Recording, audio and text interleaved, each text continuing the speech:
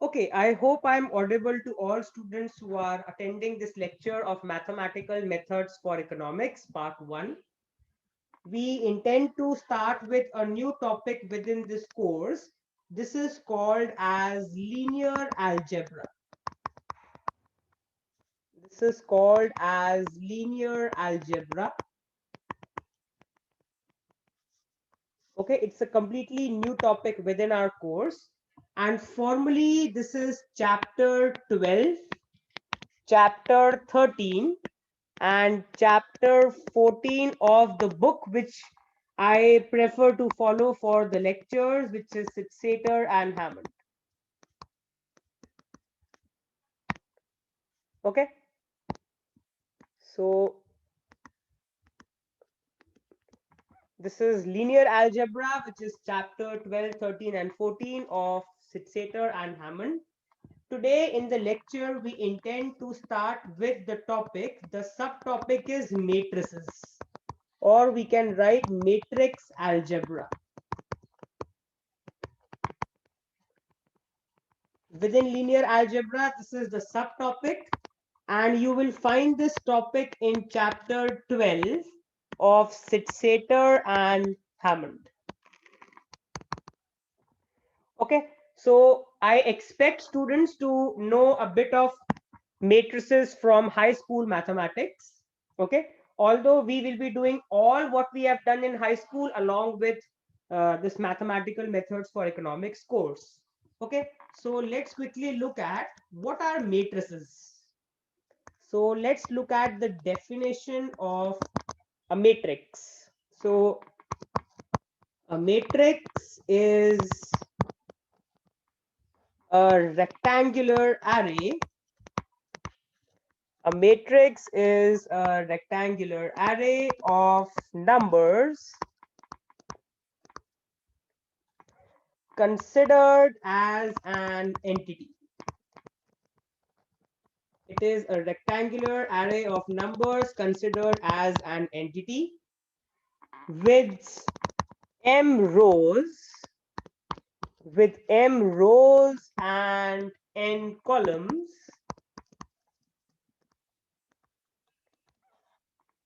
The m cross n matrix, is of the form. The m cross n matrix is of the following form. So we denote it as matrix A. This matrix has m rows and n columns. So A11, okay, which denotes the first row and the first column. A12 denotes the first row and second column. I can stretch it to how many columns, guys, we have? We have n columns. So A1n. So A1n denotes the element in the first row and nth column. On similar lines, A21, second row and first column. A22 means second row and second column. And I can stretch it to A2n, the second row and the nth column. And likewise, I can stretch it to how many rows? We have m rows. So AM1, mth row and first column, mth row and second column, and then we have mth row and nth column. So this is our m cross n matrix. Okay, so we can write that in particular, Aij denotes the element. Aij denotes the element in the ith row and jth column. Okay, so I hope students are clear. If I quickly give you an example, suppose I give you a matrix hypothetically, which is 3, comma minus 2, comma 5, comma 8. If I ask you what is the order of this matrix, very simple. It has 2 rows and it has 2 columns. So the order of this matrix is 2 cross 2. if I give you another matrix which is -1, 2, √3 and 16, okay, if I ask you what is the order of this matrix, it has only one row, but how many columns? 4 columns. So the order of the matrix is 1 cross 4. So quickly revising with all the students before I erase all of this off. When we talk about a matrix, it is a rectangular array of numbers. It can be alphabets, it can be names also. Like I can make a matrix of all the students who are attending this lecture.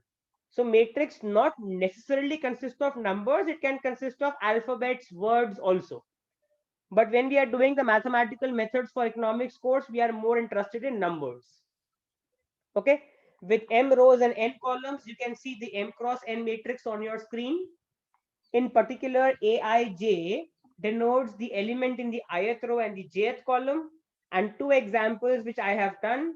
One is a 2 cross 2 matrix, another is a 1 cross 4 matrix. So erasing all of this off, let's move forward. Okay, so now let's write what is meant by a row vector. So you can write a note. Let's write a note. Within the note, the first point, a matrix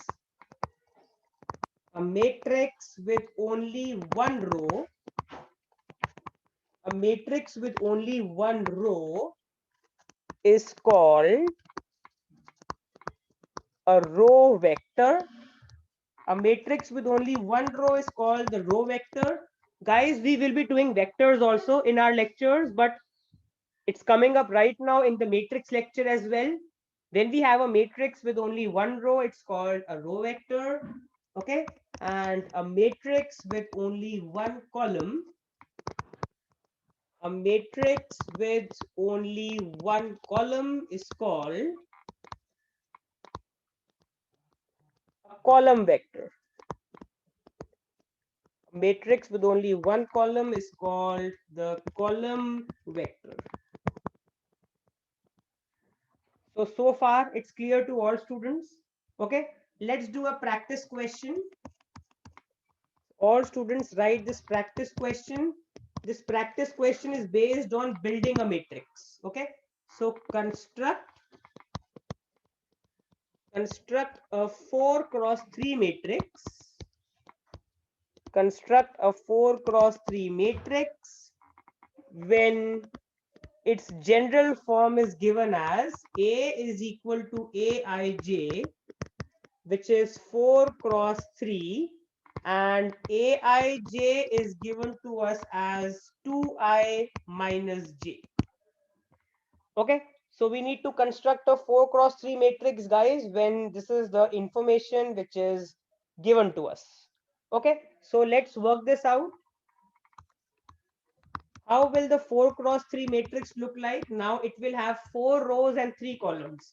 So it's going to be A11, A12, A13, A21, A22, A23, A31, A32, A33, A41, A42, A43. You can clearly see this is a 4 cross 3 matrix. Okay. Now in general, we are given Aij is 2i minus j. So can we calculate all the elements? A11 will be 2 into 1 minus 1, which is 1. A12 is going to be 2 into 1 minus 2, which is 0. Okay. A13 will be 2 into 1 minus 3, which is minus 1. And likewise, you all can calculate the other elements. A21 will be 2 into 2 minus 1, which is 3. Okay, and then I can calculate further elements on the right hand side of the screen. A22 will be 2 times 2 minus 2, which is 2. A23 will be 2 times 2 minus 3. A31 will be 2 times 3 minus 1. A32 will be 2 times 3 minus 2, which is 4. Okay, A33 will be 2 times 3 minus 3, which is 3. A41 will be 2 times 4 minus 1, which is 7. Okay, A42 will be 2 times 4 minus 2, which is 6.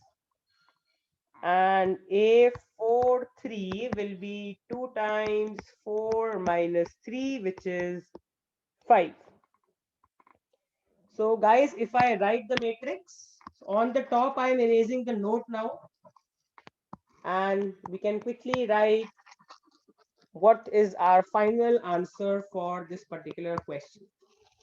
Now, I know that students have done these type of questions in high school, but I am just doing it for revision.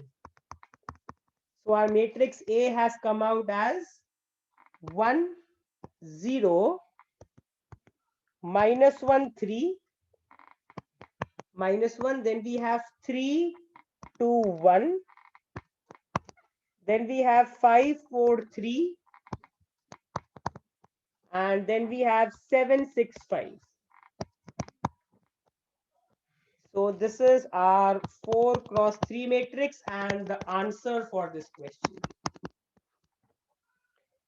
Okay, so hoping that students are clear with this. Okay. Okay, erasing all this off. Our next heading now is square matrix. Our next heading now is the concept of square matrix. So if my M is exactly equal to N, if number of rows and number of columns are exactly equal, so that the matrix has the same number of rows and columns, it is called a square matrix. It is called a square matrix given by, so guys, we can quickly write a square matrix. So our matrix A will now be A11, A12 dot dot dot A1n, A21, A22 dot dot dot A2n, and I can stretch it to AN1, AN2 dot dot dot ANN. Okay, so you can clearly see it is an N cross N matrix now. It has the same number of rows and columns.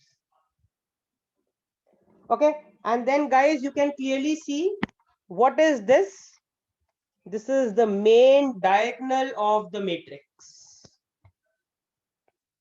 Okay, this is the main diagonal of the matrix A11, A22, A33, A44 dot dot dot ANN. So all of us can quickly write a note. If my matrix A is equal to Aij, which is N cross N, then the elements A11, A22 dot dot dot ANN constitute the main diagonal of the matrix. They constitute the main diagonal of the matrix. So hoping all students are clear with this. Okay, now erasing this off, let us now look at the concept of matrix multiplication and matrix operations in general. Okay, so our heading now is matrix operations.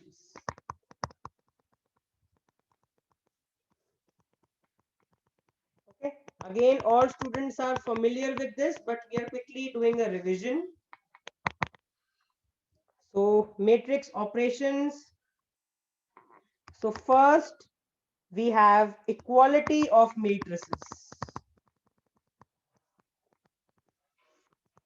Equality of matrices. Okay. So if my matrix A is equal to Aij, which is a M cross N matrix, and my another matrix B is equal to Bij, which is M cross N, are two M cross N matrices, then A and B are said to be equal provided Aij is exactly equal to Bij for all I going on from 1 to M, and for all j going on from 1 to M. Okay, so we can write thus matrix A will be exactly equal to matrix B if they have the same dimension, if they have the same dimension. That is very important, guys. If two matrices do not have the same dimension, you cannot have the two matrices being equal. For two matrices to be equal, they should have the same dimension. That means they should have the same number of rows and columns. Okay, and if all their corresponding entries are equal, if all their corresponding entries are equal.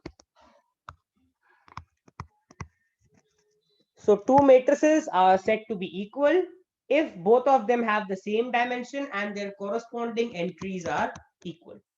Second thing, guys, addition and multiplication. Addition and multiplication by a scalar. All students should know what is a scalar. A scalar is a real number. Addition and multiplication by a scalar. This is the second matrix operation. So if my matrix A is Aij, which is M cross N, and my B is Bij, which is again M cross N, then define the matrix A plus B as Aij, which is M cross N, plus Bij, which is again M cross N, which I can write as, you just add up the corresponding entries Aij plus Bij times M cross N. So when we are adding two matrices, we are not doing anything. We are just adding up the corresponding entries. So A plus B is nothing but Aij plus Bij, and this will also be a matrix of the order M cross N. So hoping all students are clear with this. This was part A. Within the second point, part B. If alpha is a real number,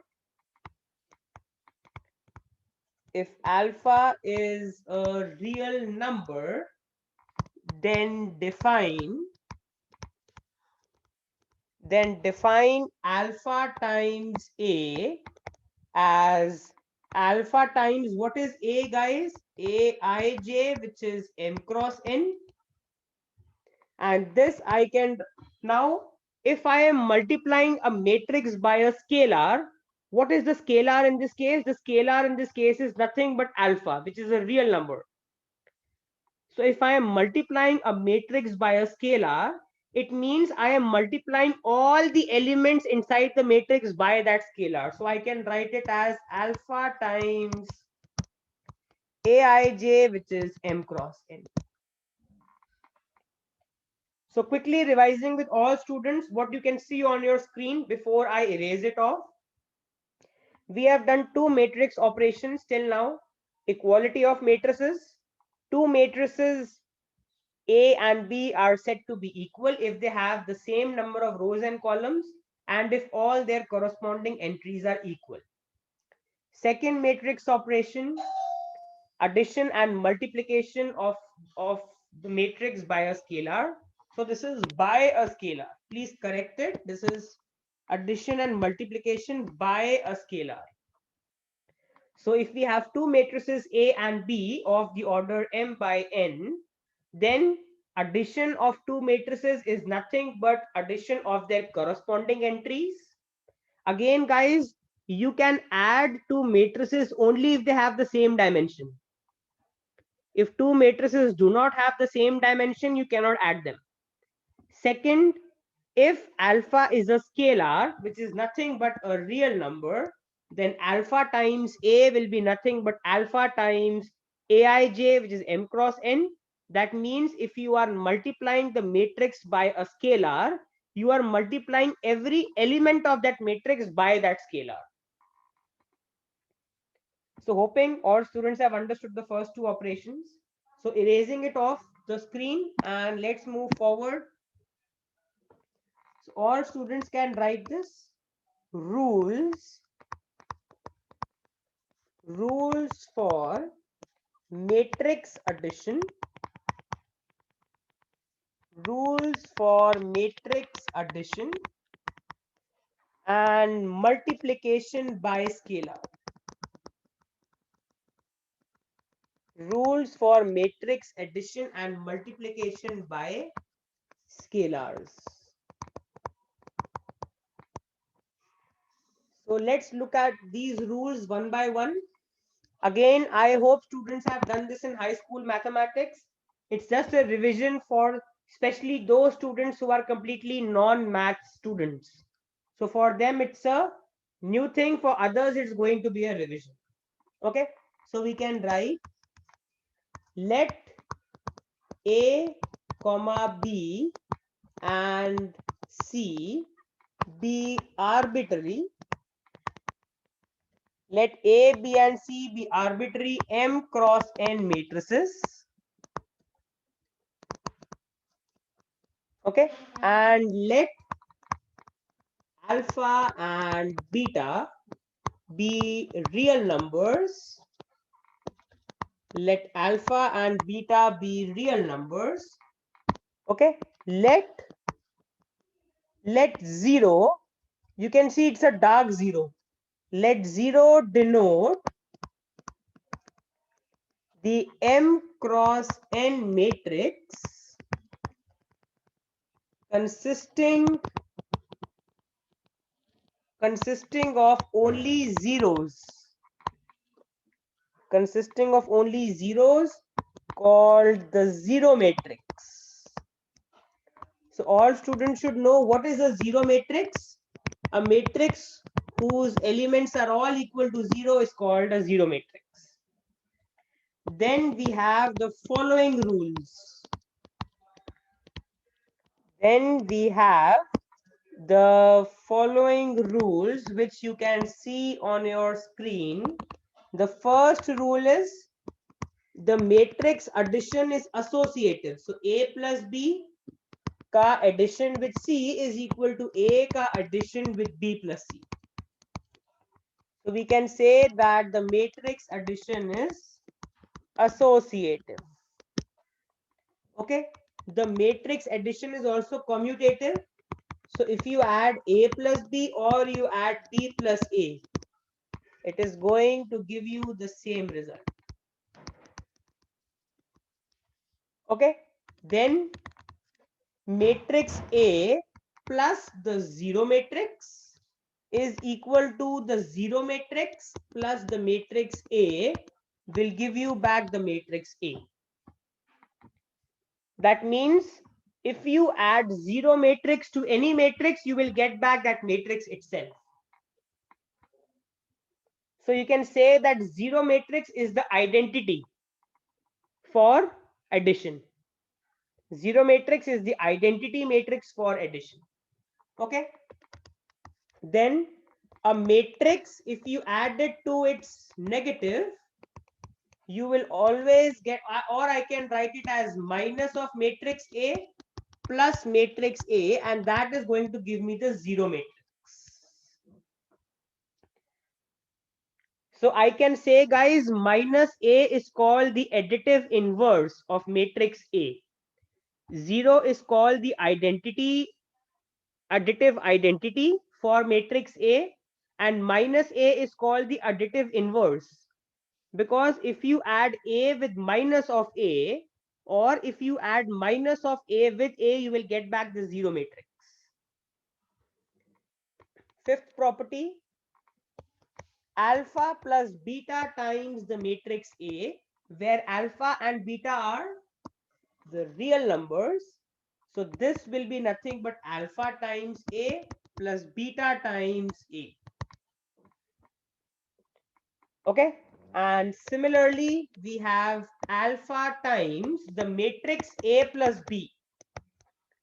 Alpha times the matrix A plus B will be alpha times the matrix A plus alpha times the matrix B.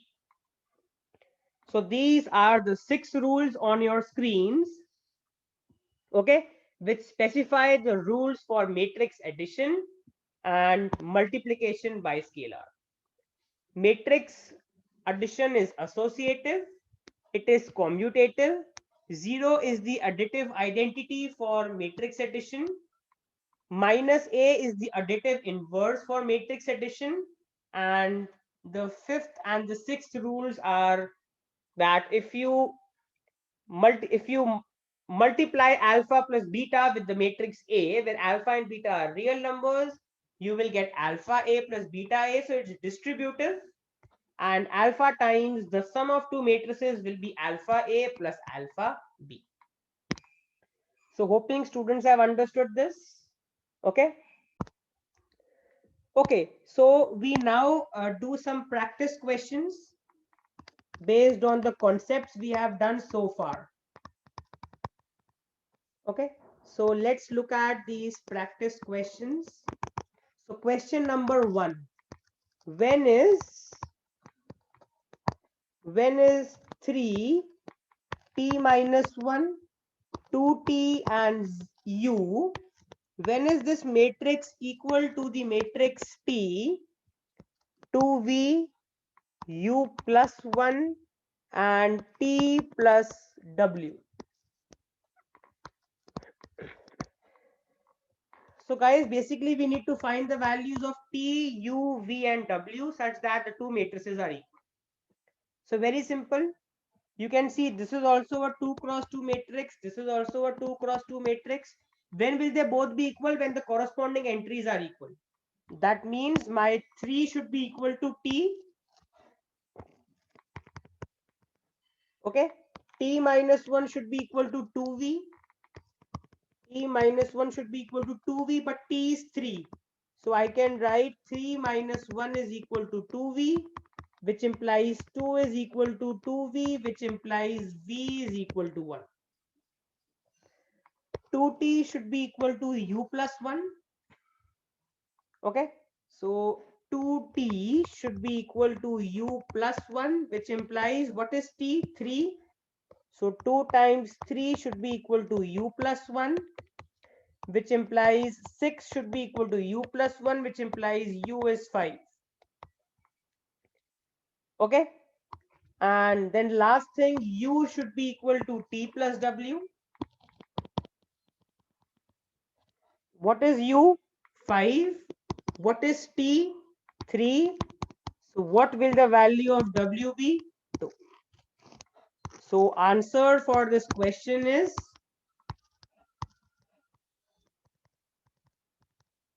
t should be equal to 3, v should be 1, u should be 5 and w should be 2. So hoping students have understood this. Okay. Then let's look at the second question.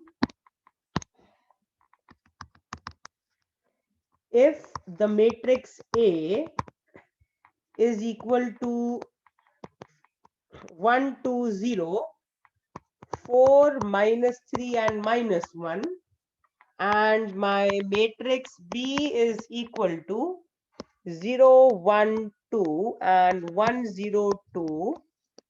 The question asks us to compute the following. So compute A plus B, compute 3 times A, compute minus half times B. This problem is exactly picked up from Sitzeder and Hammond. Okay, so if we quickly solve part A, matrix A plus B means what, guys? We are adding up 1, 2, 0, 4, minus 3, minus 1, plus 0, 1, 2 and 1, 0, 2. That means we are adding the corresponding entries. 1 plus 0, 1, 2 plus 1, 3, 0 plus 2, 2, 4 plus 1, 5, minus 3 plus 0, minus 3, minus 1 plus 2, 1. Okay. Similarly, 3 times A will be, you can see 3 is a scalar. Okay. So 3 times A is 1, 2, 0, 4, minus 3, minus 1. So how do I solve it? I multiply all the elements by 3. So 3 into 1, 3. 3 2s are 6. 3 zeros are 0. 3 4s are 12. 3 into minus 3, minus 9. 3 into minus 1, minus 3. And on similar lines, minus half into the matrix B will be minus half into what is the matrix B, guys? 0, 1, 2, 1, 0, 2. That means I multiply all the elements of matrix B by minus half. So I get 0. Minus half into 1, minus half into 2, minus 1, minus half into 1, minus half into 0, 0, minus half into 2, minus 1. Okay, so hoping all students have understood the second question as well. Okay, and now guys, homework for all students for this lecture. I request students to write the homework, do the problems,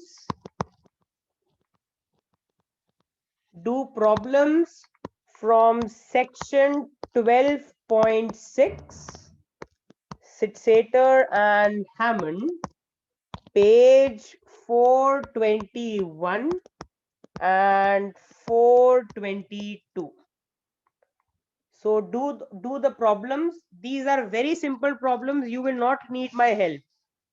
These are very simple problems for you to solve. So do these problems, section 12.6 of Sitzeder Hammond, page 421 and 422. So guys, this is where I stop in this lecture. I hope all students have enjoyed this lecture. Any doubt, you can unmute your mics and ask, or you can call up, or you can mail me your doubts at divineschooloфeconomics@gmail.com. So this is where I